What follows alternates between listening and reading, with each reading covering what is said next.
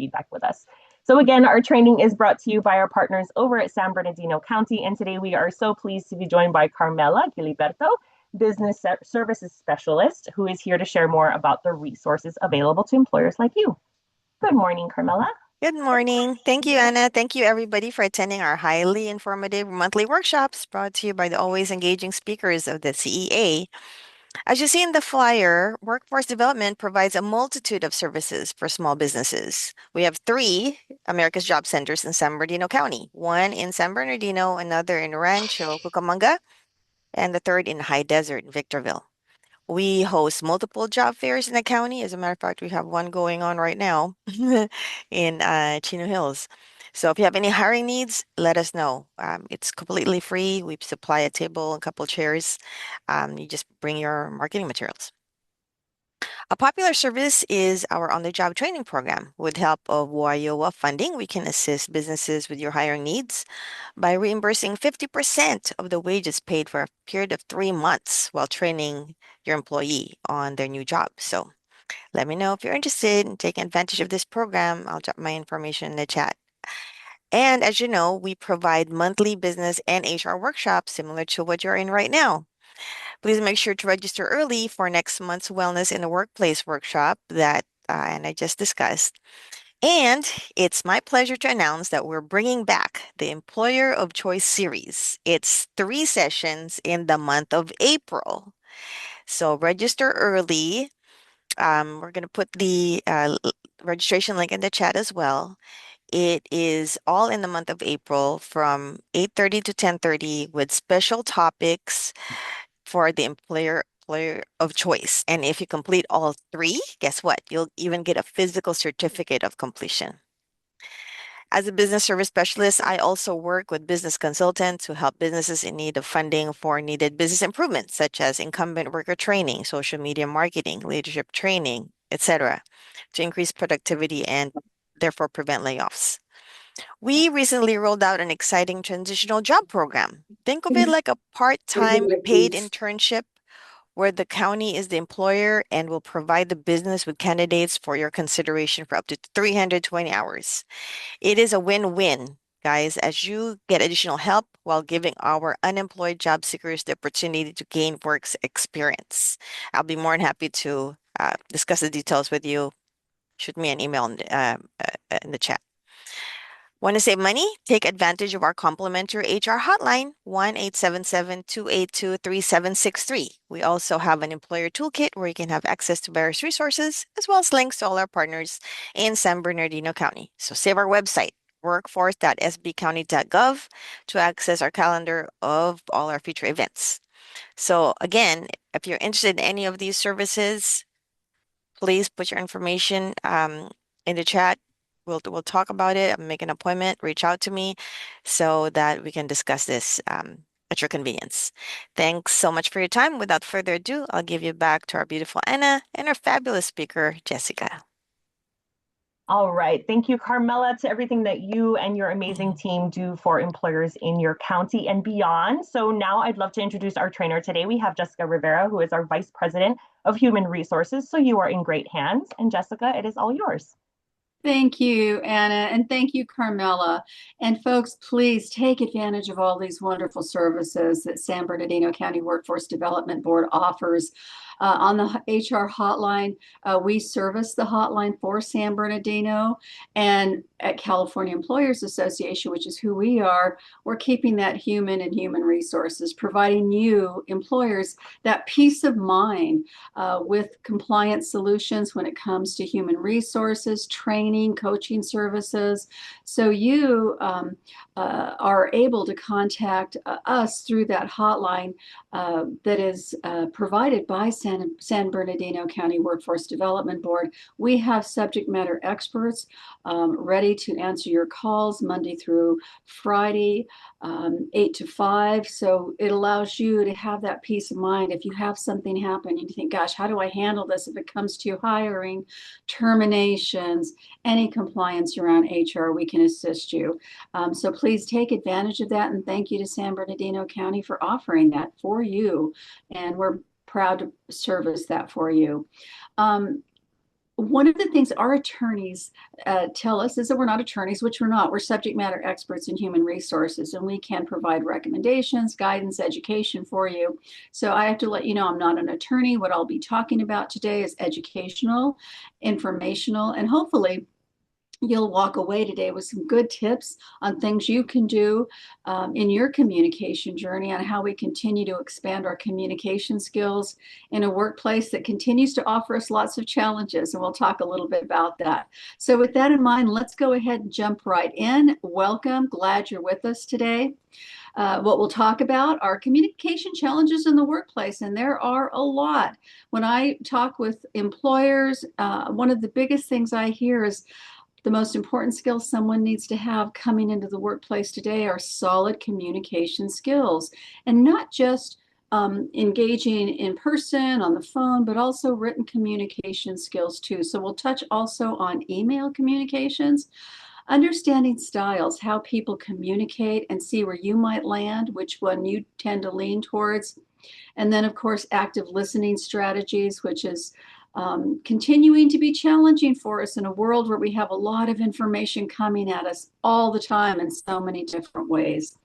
Feel free as we go through the presentation, if you have a question, a comment that you would think would be helpful for others who are with us today. We have over 90 people with us today.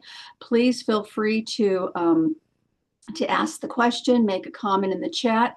Anna will be looking at that and monitoring it. So if a question comes up, she'll let me know so I can answer it. There is no such thing as a dumb question. Chances are, if anyone has a question on their mind, 6 others have that same question. So please feel free to ask any questions you may have as we go along today. You may have seen this statistic before, but it is an astounding one. When we think about issues that happen in the workplace, mistakes that happen in the workplace, 70% at a minimum are as a result of poor communication.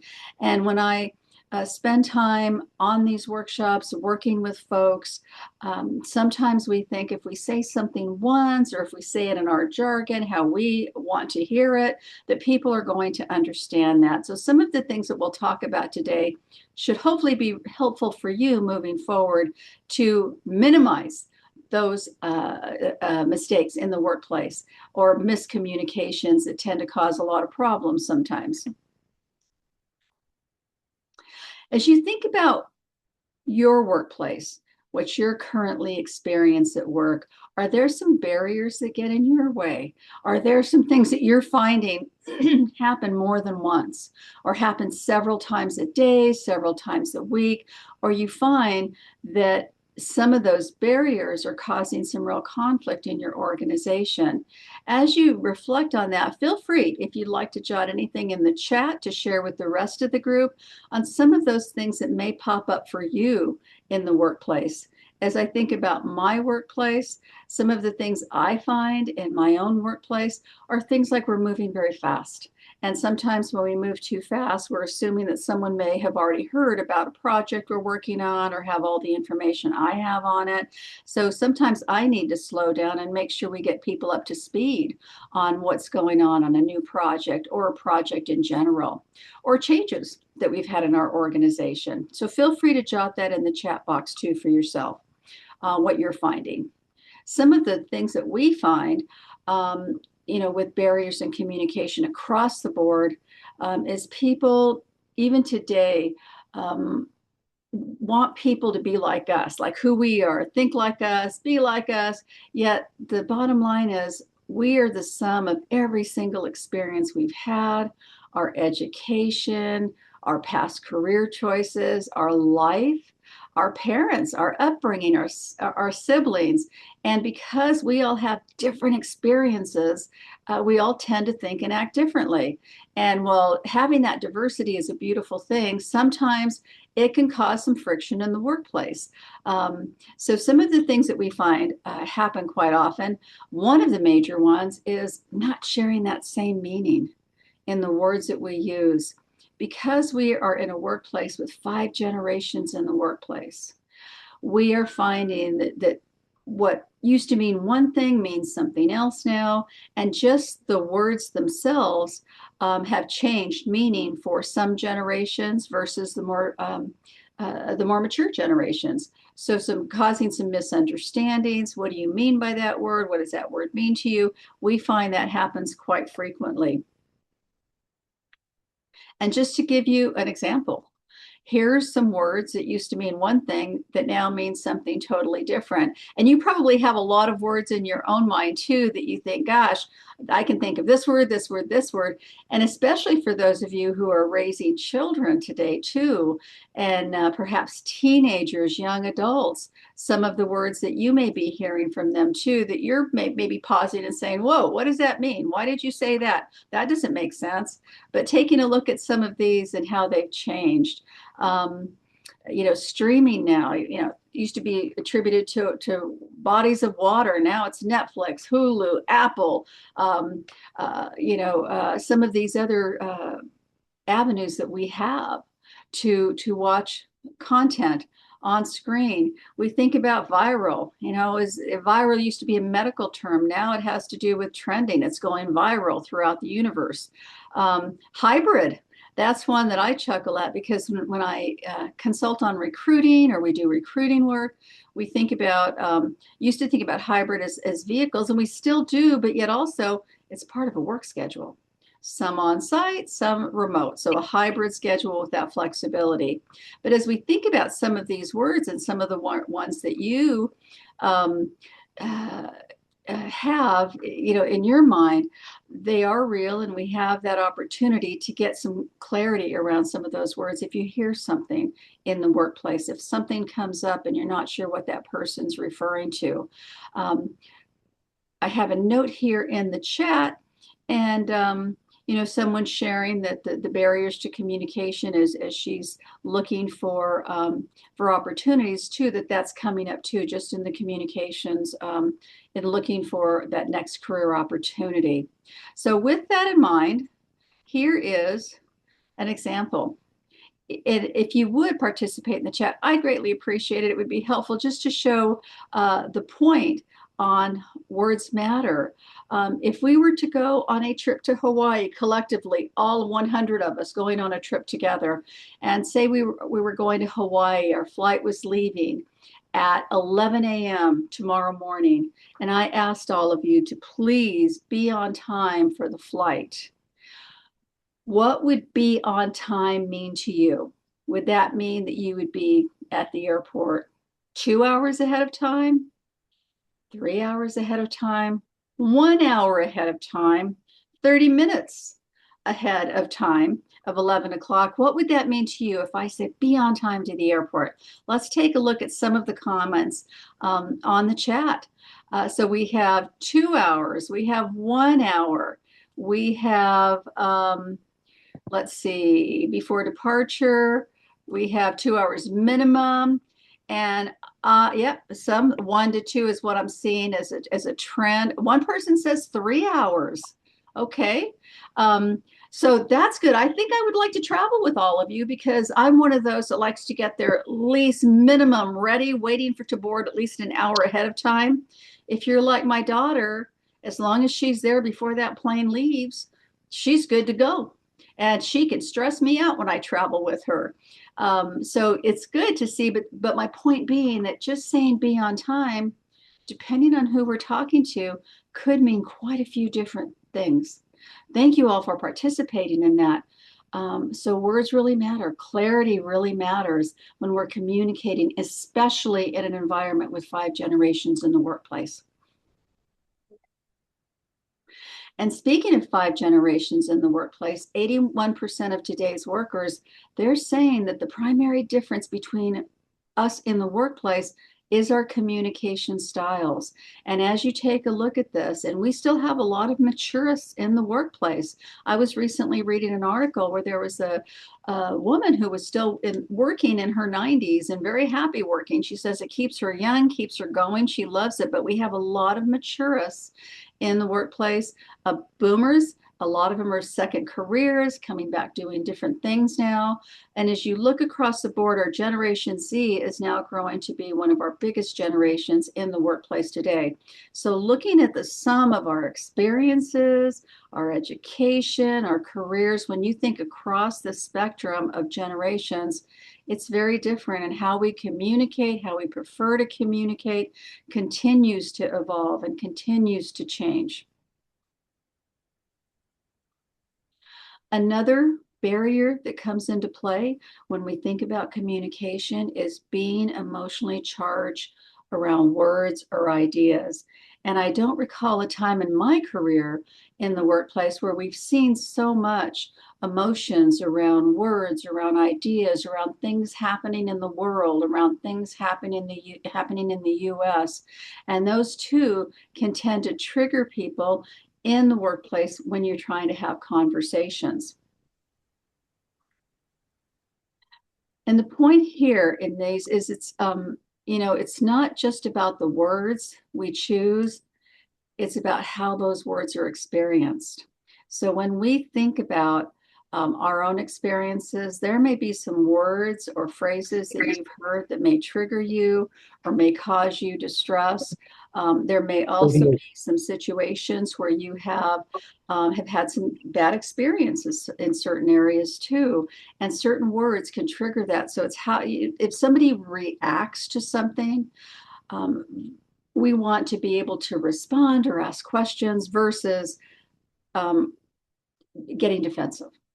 And many times I've been caught off guard when we're talking about something, and I'll see it in a workshop or I'll see it in a conversation where something is said meant to be innocent, yet it triggered something or someone, and they've got extremely irate about it. And then, of course, fighting fire with fire doesn't work well.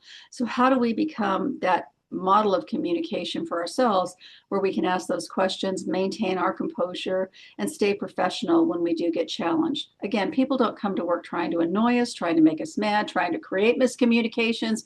We're humans. Stuff happens.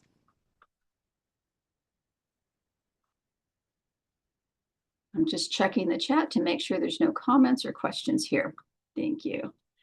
All right. So some additional barriers that we find in the workplace. Still, we see gossip, hurtful statements of humor, or humor that's just not suitable for work type of humor, not suitable for work jokes. Invasion of privacy or personal space. This is really important to take a moment on because some people they're open books. They will tell you more about themselves, their lives, more than you probably ever need to know. Yet we also have people who are closed books, very private. Based on past experiences, upbringing, whatever it is, they may not share a lot of information with you. So if you happen to be quite gregarious, quite an introvert, and you're trying to get information and you're working with somebody who may be very private, important to pay attention and be respectful, because people, that can cause a lot of friction in the workplace too. Disrespectful listening, we're going to spend some time on that because it's just that important. Listening has become a skill, and it's a skill we all continue to grow because we are being inundated with messaging all over the place all the time. Fault finding, and doing so in a negative manner. So making sure that when we're engaging with people, we're having conversations, especially if you're in a leadership role and you're providing feedback, being aware of how am I delivering this feedback. Criticizing or mocking someone.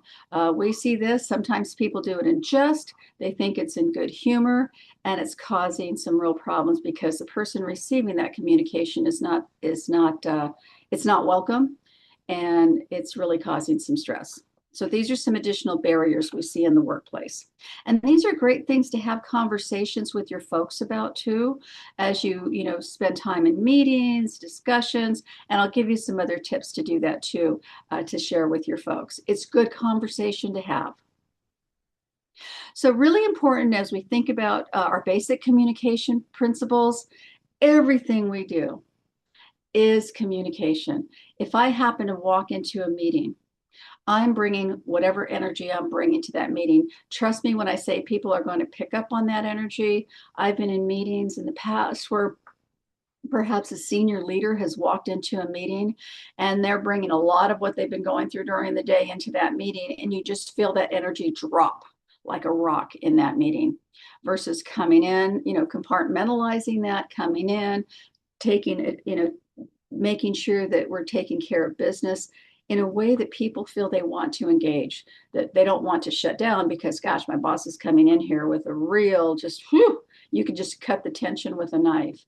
So being real mindful of that when I pick up the phone, when I'm talking with someone, when I start an email, when I let someone know I need to have a conversation with them, I'm responsible for that energy, my body language, the tone of my voice, the expression on my face. Our bodies betray us all the time. How we start a communication too will determine the outcome of that communication.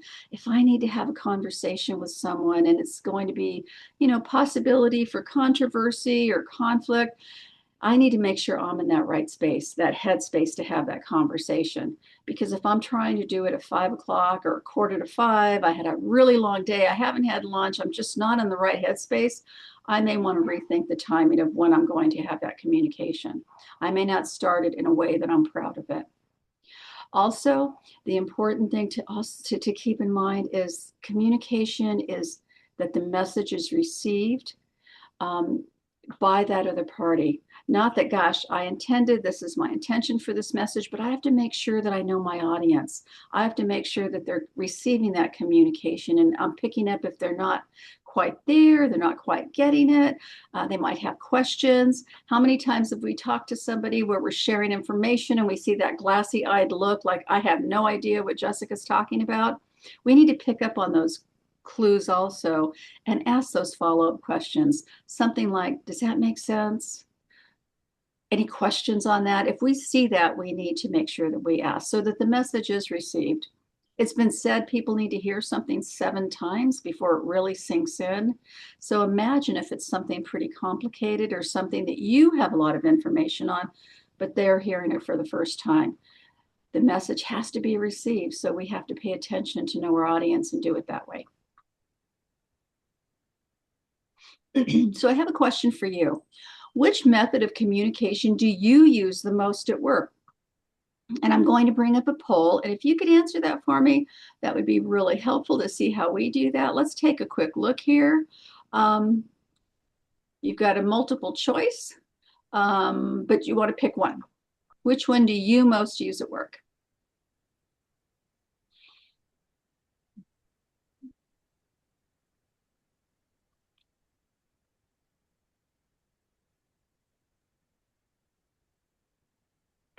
Give everybody a few moments to do that. Good.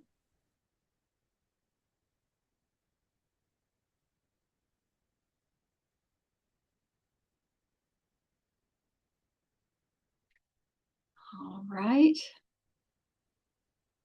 Give you just another few seconds to answer. Which method of communication do you use most at work?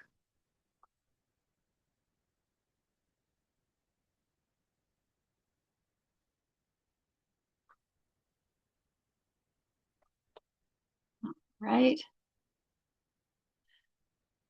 Let's take a look to see how everyone answered. All right.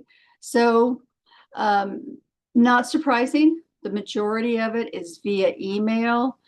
Kind of a balance between instant messaging, texting, Slack, Teams versus face-to-face, and then less and less on phones. And so this is pretty similar to what we're seeing in research surveys when we ask others this too. We rely quite a bit on email.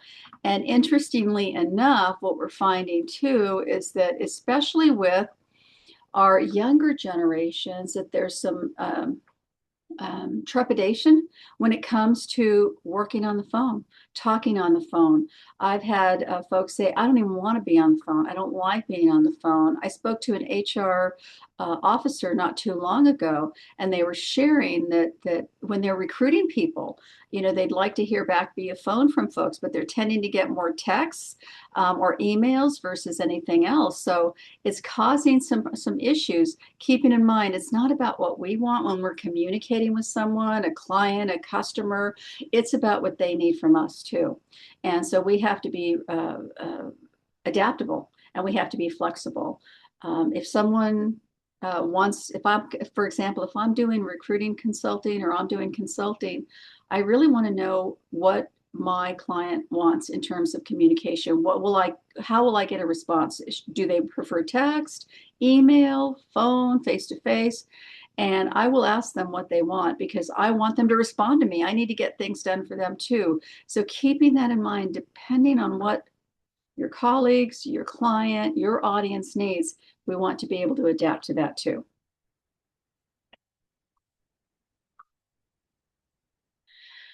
Let's talk a little bit about the digital age. Oh my goodness. We continue to see, as we saw just with almost half of us, that's our primary form of communication. Because of the tools that we have, we're seeing less face-to-face communication. Now, a lot of companies are bringing people back into the office, maybe not full-time, and in some cases, yes, full-time. I'm hearing a lot about, for example, Intel here in Northern California, where a lot of folks who've been working from home for years are now having to come into the office 4 out of 5 days a week now, which is a real adjustment. So we're starting to see more face-to-face, but still email, of course, is still our primary use of communication. When we're working in the digital space, though, we don't have that ability to say, gosh, if I'm looking at you or talking with you or Zooming with you, are you picking up my messages? Are you receiving that message in the way that I intend it? So I can't pick up on those nonverbals like the facial expressions, the look in your eyes, your body language. We also find shorter attention spans with digital communications. We probably receive texts or emails that are shorthand, and because we do have shorter attention spans in this day and age. And I keep hearing that we have a shorter attention span than goldfish do. They have something like 7 seconds. We have 6 seconds of attention spans as humans these days. And then, of course, distractions, shiny objects. You know, distracted by those things that get in our way, or we're interrupted, or something else has come up, or we get a call. It's hard to get back to it. So it does cause some issues. The speed in which we respond also can also cause some misunderstandings and miscommunication. And this is a really important point that I'm hearing a lot about these days. People are saying that they're just not responding to requests or emails or texts.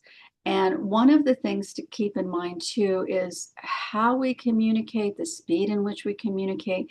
Even if we acknowledge we received that communication, is a sign of respect. Now, granted, we're not going to respond to spam or junk mail or things like that, but if it's a colleague or someone's asking you for something, you know, how we respond shows the respect we have for people. And if we don't respond at all, that also delivers another message. And again, even if you can't get an answer to them right now, let them know received. We'll get back to you here whenever you're going to be able to. The pyramid of communication in today's world, as we saw, you'll see at the very bottom, the most common one that we're seeing is email. It's the least intimate in terms of communication. As you go up the pyramid, you'll see that we get closer to the most intimate form of communication. And the reason we bring this up is thinking about what we need to communicate. It's business as usual, a quick response, things of that nature, sure, email is absolutely fine. Easy to do, quick, done, right? As you go up this pyramid and you think, gosh, maybe I have an email or a communication from a customer, from a client who's not so happy with our service, or who's expressed a concern about our service or solutions that we offer. Do I want to try to respond to that in email? Or if I have a situation where I have an email chain, and we've all seen them, where they go on and on and on, and nothing's getting resolved, do I want to continue to use that platform to try to get something resolved or get it done? I need to be moving up that pyramid if that's happening. Maybe it's picking up the phone, having a call with someone, or zooming in. Let's do a Zoom. Let's talk about this. Let's bring it up on the screen and let's fix it right now. Saving myself perhaps even up to 20 email messages if I can get it resolved. And also in some cases, salvaging a relationship, making sure I don't damage that relationship. And then of course, going all the way up to the top. If I have to talk to an employee, if I have to spend time with a client, because we have some real challenges, I'm probably going to want to do that face-to-face or via a virtual meeting. If I have to coach an employee or discipline an employee, I don't want to do that via email. I want to be able to have a conversation with that employee so I can pick up on those cues and clues that they're how they're showing up too, because many times when there's issues that are happening in the workplace and communications aren't quite right, chances are it's not the issue that you're talking about. It's something else that may be going on in that person's life that's causing them to react in ways that they normally wouldn't react or respond. It also allows you as a professional to ask follow-up questions, to ask those questions, to say, is everything okay? You seem to be just really supercharged about this. Tell me a little bit more about what's happening. Being able to demonstrate empathy, trying to look at it from their point of view, and deciding, of course, email, business as usual, not a problem. But as things start getting maybe more complicated, conflict, controversy, whatever it might be, do we want to just rely on email? How confident are you in your email writing skills? One of the things that we're hearing a lot about too is emails aren't coming across clear enough, specific enough. What do you want? What do you need from me? I have a long email, but I'm not sure what you need from me as I read this email. So as you think about your own email writing skills, how would you rate them? I'm going to bring up another poll, and if you could respond to that, it would be greatly appreciated. Where do you see yourself when it comes to your email skills? Okay, here we go. If you could answer that, that would be great. Take a moment to do that.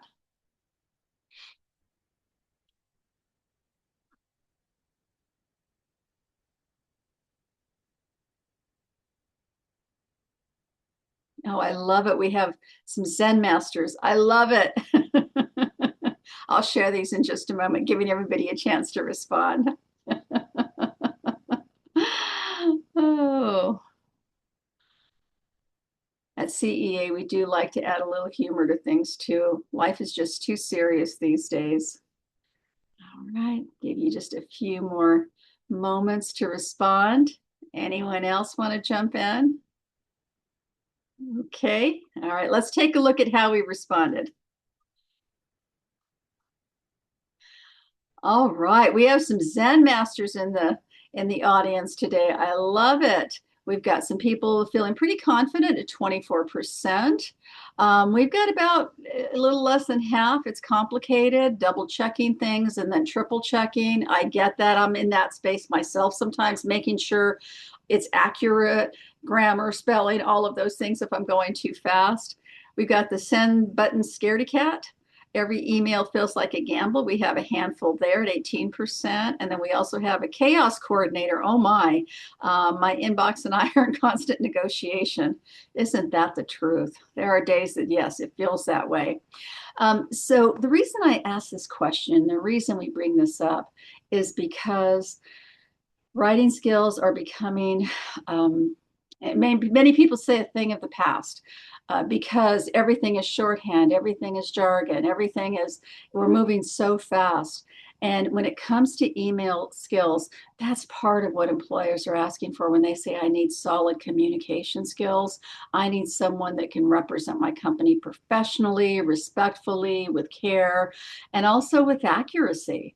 And if you're working with folks now, especially for those of you who lead teams or just for yourself, if you're working with folks who are maybe not representing your company in a way that you want in written communications. You might have some opportunities to provide some training and development for people, because not everything's a text, not everything's an emoji, not everything is a shorthand version.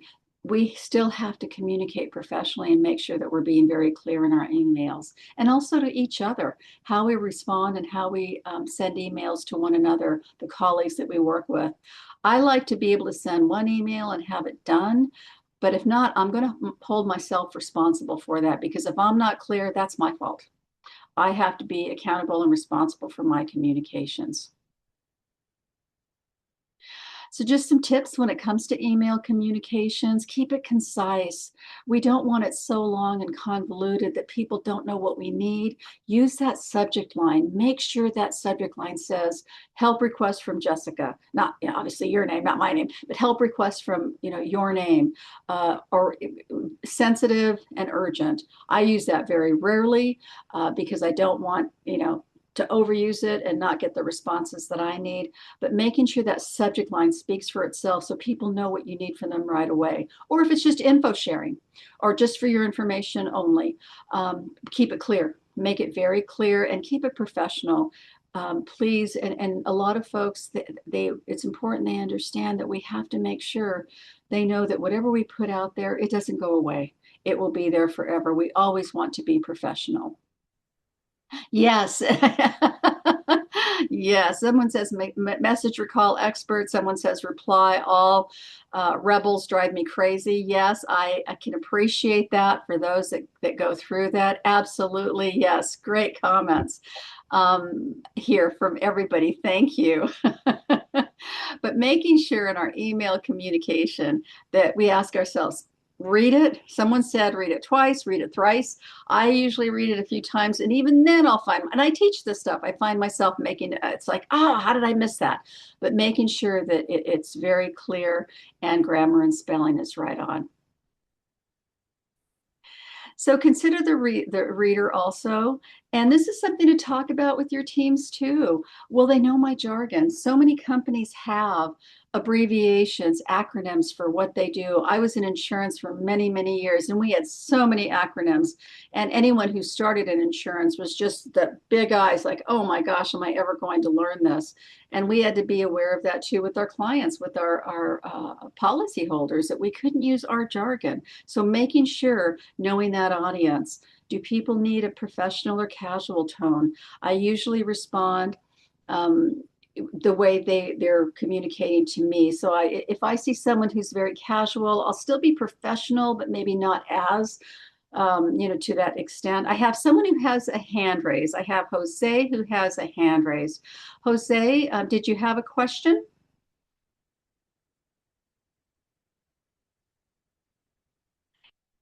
Okay, I see that. If you would like to put that in the chat, I will be happy to answer that. I'm seeing that on my screen. But continuing on, I'll keep an eye on that chat. Also, what are their needs? What are their objectives? If I'm speaking to a client, I'm going to be speaking to them in what they need from me and addressing what they need, not what I want, but what they need from me. People like that radio station. What's in it for me? WIAFM. So what are their objectives and needs? Also, are they likely to share that communication with others? Making sure that if I am talking on something sensitive, that maybe I might need to, modify my messaging, or maybe take it up on that pyramid that I showed you, up that level to have a call. And is it my first email to someone? If it's my first email to someone, I want to make sure I make a good first impression. Very important. Let me take a quick look at the chat box here. Let's see. Oh, okay. And someone on in our audience says, I learned the hard way not to include work emails when forwarding to vendors. Yeah, we've all learned lessons when it comes to email, haven't we? Every one of us. And hopefully we don't do it again. Once we learn it, we're pretty good at not making that same mistake again. So, a question for you. When you think about your communication style, how you communicate either in writing or in person, how would people describe your communication style? What would they say about your communication style?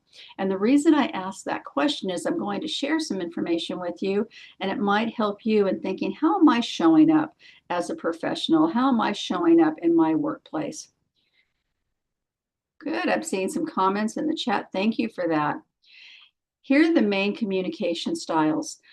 There is the assertive and direct person, and this is how they show up, clear focus, getting things done efficiently.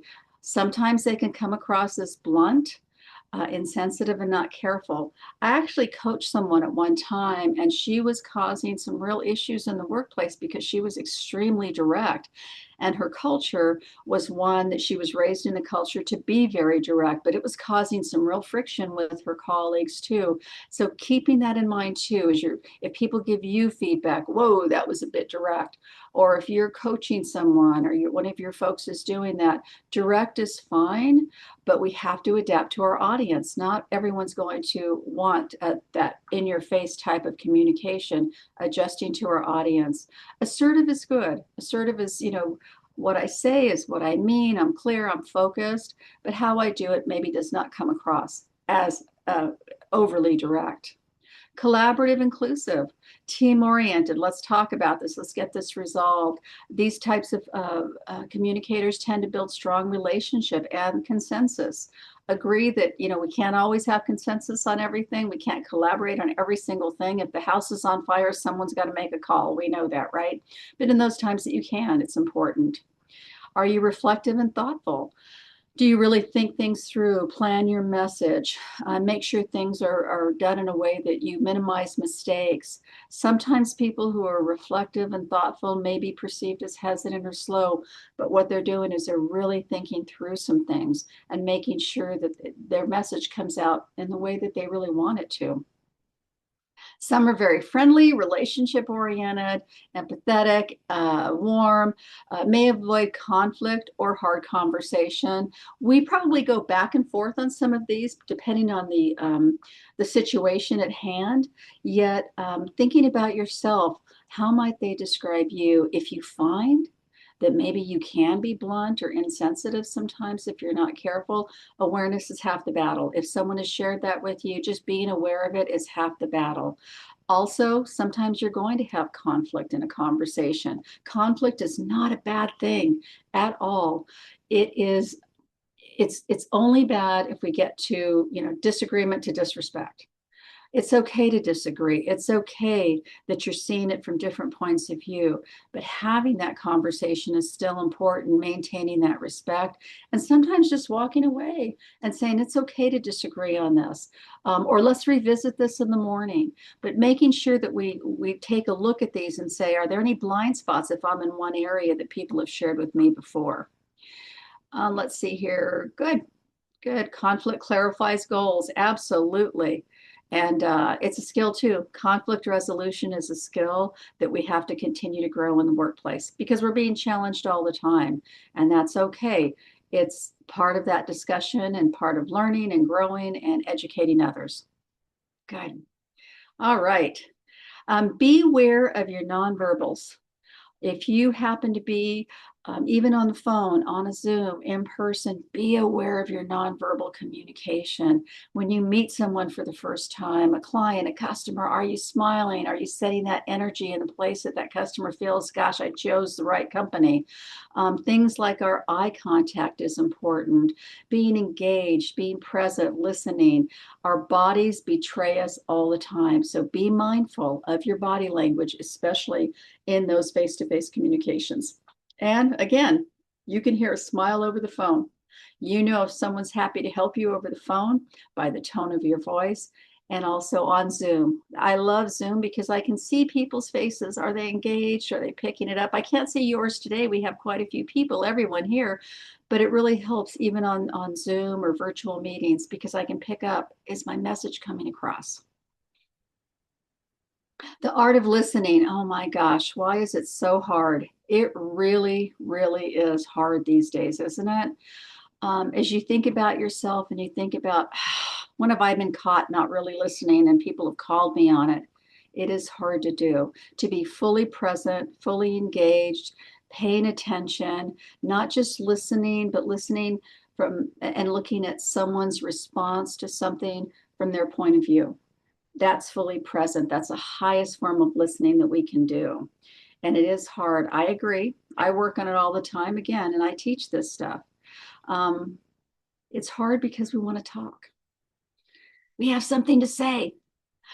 We tend to judge others too. Remember, I talked about communication styles. If someone's thoughtful and purposeful in what they say, I may be wanting to rush along and just get to my point so I can say what I have to say and move along and get something done. I'm judging them. Gosh, they're just talking so slow. We have biases and preconceptions about people too. So sometimes I may say, gosh, I'm talking with Anna, but I know what she's going to say and it's going to be this. So I'm just going to check out for a little bit until I hear what I want to hear from Anna. Our egos get in the way. Sometimes we just let that overpower everything and we stop listening. Multitasking, folks. That was a term created for computers, not for humans. We don't do it well. Used to be a badge of honor. It is no longer a badge of honor. And if you're trying to do 2 or 3 things at once, you're not doing any of them well. I promise you you're not. And especially if you're trying to listen while you're doing that. Also, just being aware, a lot of information coming our way too. So sometimes we just have to quiet our mind if we really need to be fully present and get in the right headspace if we're having a conversation that's really something that I have to pay close attention to and be fully present. I'd like to say we do it all of the time. We're fully present, but we're not because a lot of monkeys jumping in our head. But being mindful of it, again, half the battle. So here's some tips for active listening that can be very helpful too. Don't be afraid to ask questions. As you're communicating with people, especially if you might be blindsided or you're finding yourself getting triggered in a conversation or getting defensive, asking open-ended questions. If I have someone come to me and it's out of left field, I may ask them something like, walk me through how you got here. Start from the beginning, because this is the first time I'm hearing it. Walk me through that process. Walk me through your thinking, just so that I can get an understanding of what people are thinking on what they're trying to accomplish. Being okay with silence. Sometimes you just need to take a pause. Being silent is not bad. It's letting them know that you're thinking about what they've said. A big one that I hear is interrupting people when they're talking. Let them finish. Some people have to finish before they can even listen to you. So we owe it to people to listen as much as we can and not interrupt them. One thing that's very helpful is paraphrasing. If you're not getting what people are communicating to you, don't be afraid to play it back to them. Let me make sure I got this. You want me to do this, this, and this. Or this is what you said, because sometimes, especially when people might be having emotional reactions or responses to something, what they're saying may not be what they're meaning to say. So if you're getting a message, don't be afraid to play it back to people. And then, of course, empathy and support, which we've talked about already. But these are some tips that can be very helpful. These are the reasons you want to be able to listen. It says a lot about the relationship. You're growing relationships every day. You want to understand people. You want to connect with people. You want to show respect. You want to show that they can trust you, that you'll be there to listen to them. It also determines the quality of your influence in the workplace. Think about people that you highly respect. Chances are they're very good listeners. They listen with that intent to really hear and understand what you're saying.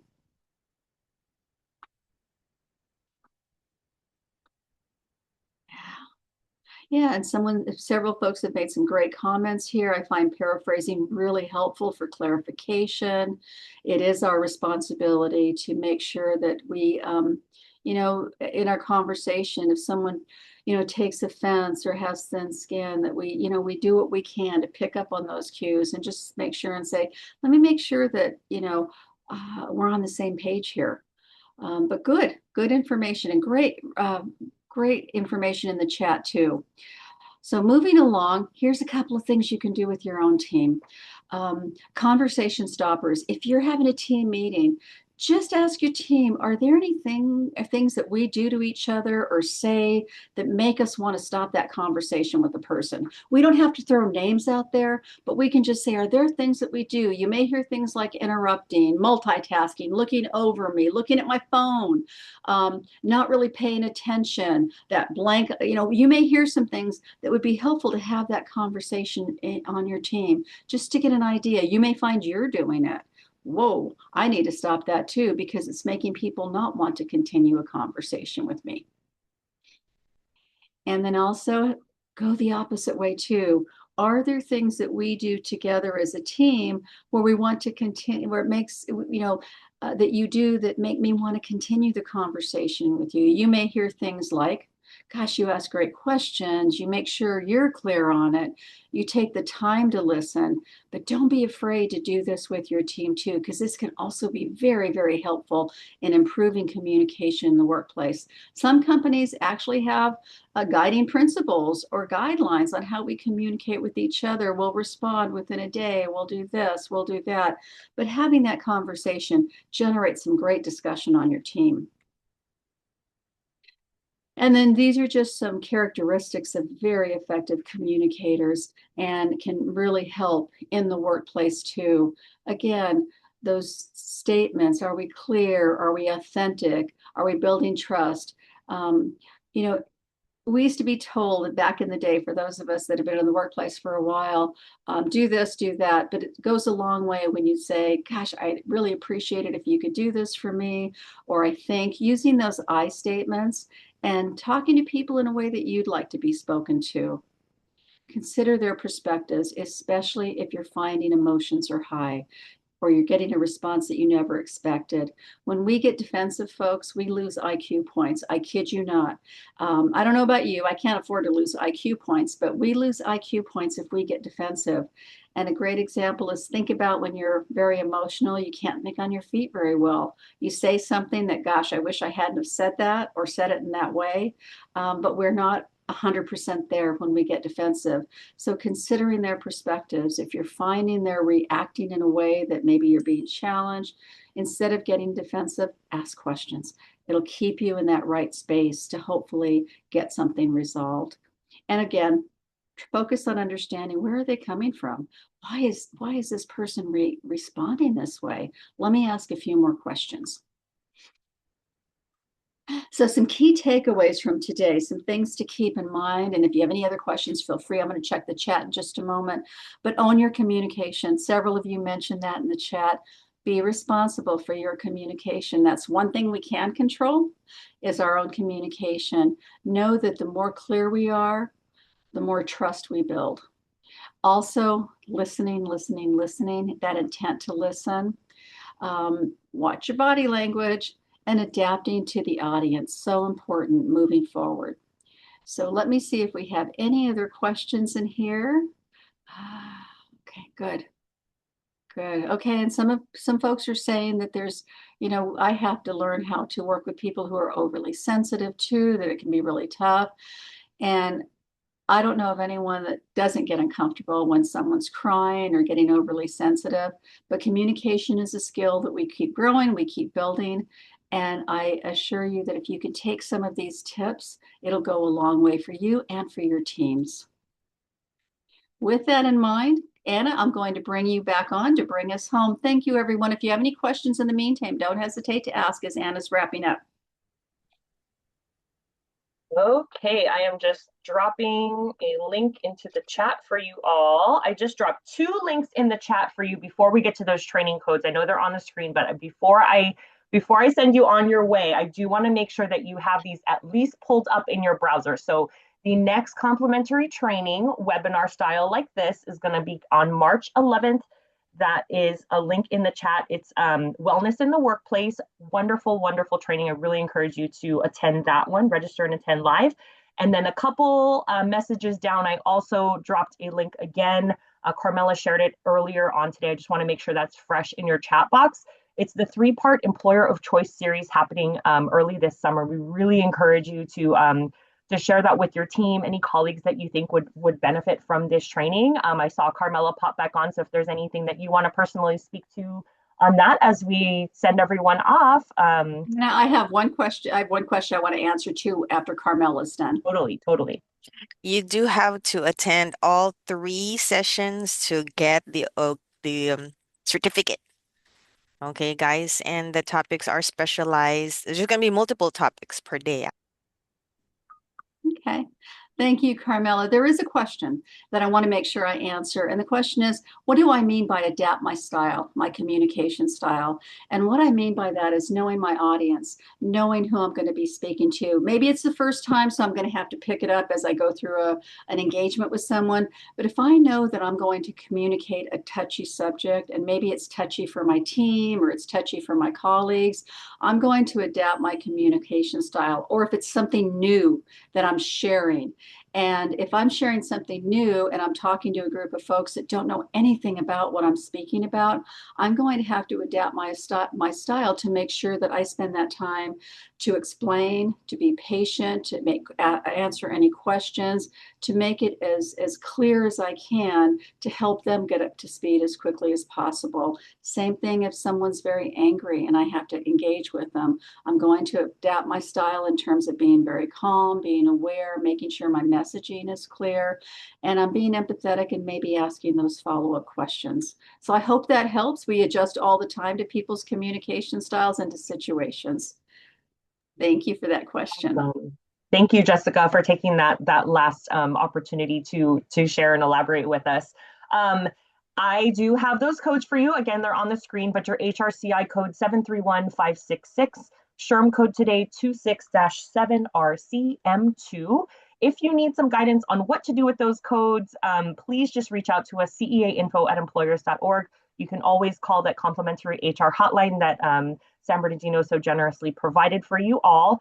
And then last but not least, at the top of the hour, I mentioned this survey, is how we continue to help you bring peace of mind, or bring you peace of mind. I'm so sorry. Jessica's the one that's been doing all the talking. I've been furious in the chat, so go be patient with me, everybody. So this is how we continue to serve you as best as we can, is by hearing directly from you. So if you can scan that QR code, I also just dropped a link into the chat a moment ago. We'd love to hear your feedback about your experience today and the things that Jessica shared with us, because this is just how we continue to serve you. So with that being said, again, Jessica, thank you so much for all your valuable information shared today, for fielding all of those very insightful questions that everyone shared. Thank you, Carmela, and your entire team for putting this on and producing it, bringing this to life, and for all that you do for employers in your area. And again, thank you all for taking time out of your very busy week and schedule to bring such insight and such wonderful engagement today. We really love working with San Bernardino because of employers like yourself. So we look forward to seeing you in March, and then certainly check out that Employers of Choice series for the summer. So we'll see you then. Thank you all so much, and look for an email from me with that PDF of today's content. Thank you so much. Cheers. Thank you. Have a good day.